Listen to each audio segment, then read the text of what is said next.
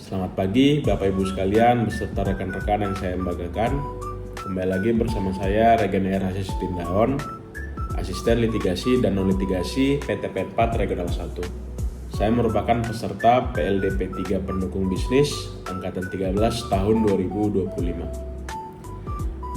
Kali ini saya akan mengulas sedikit tentang modul fungsional, yaitu ada beberapa materi nanti akan saya bawakan secara singkat. Yang pertama ada nanti manajemen sumber daya manusia, kesekretariatan dan kehumasan, pengadaan barang dan jasa, tanggung jawab sosial dan lingkungan atau CSR, sistem manajemen kesehatan dan keselamatan kerja atau SMK 3, serta hukum dan perizinan. Bagian pertama, manajemen sumber daya manusia. Manajemen sumber daya manusia kini mengalami pergeseran paradigma. Dulu, pengelolaan SDM hanya berfokus pada hasil bisnis. Kini, pendekatan tersebut bergeser ke arah pembangunan kapabilitas, budaya organisasi, dan outcome jangka panjang.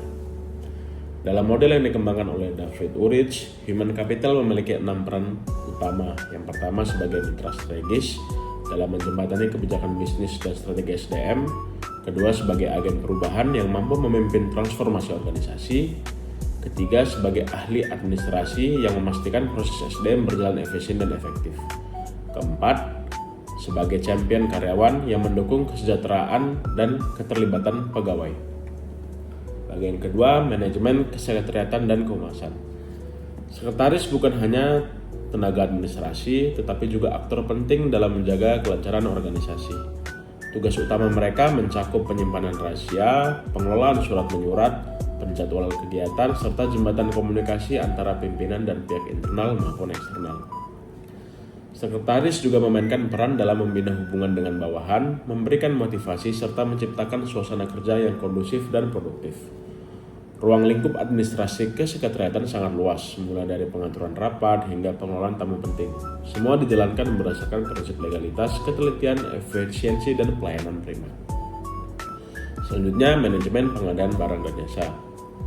Pengadaan barang dan jasa tidak bisa dipandang sebagai aktivitas administrasi semata.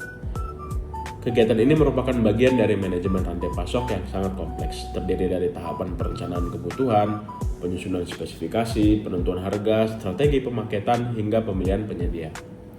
Untuk aspek hukumnya sendiri, etika dan prinsip efisiensi harus dijaga secara konsisten, terutama dalam proses evaluasi, negosiasi, dan pengendalian kontrak.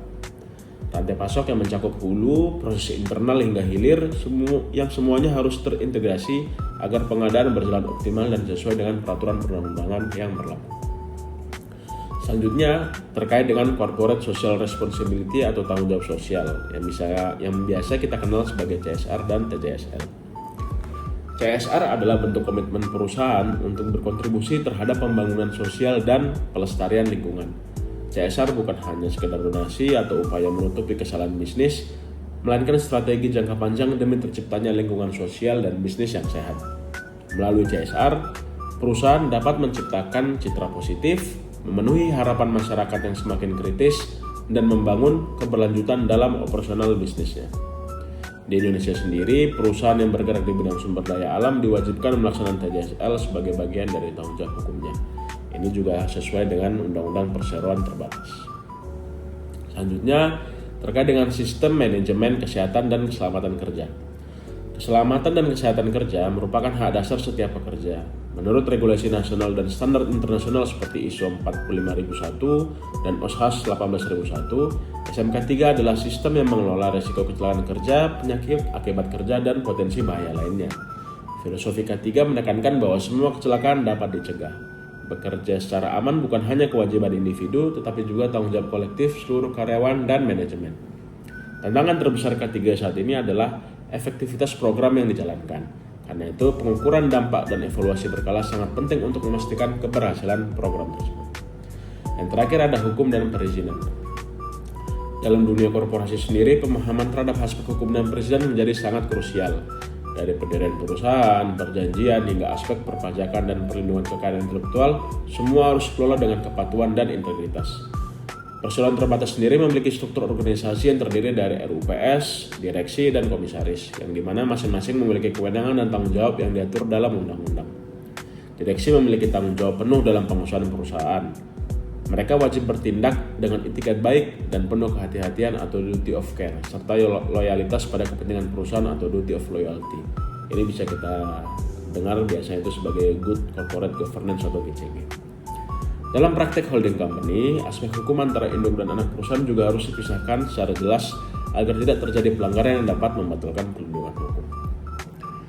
Berikut tadi rangkuman dari 6 materi yang merupakan modul dari fungsional.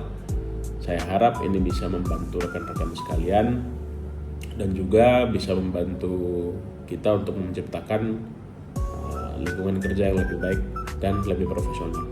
Terima kasih, salam optimis.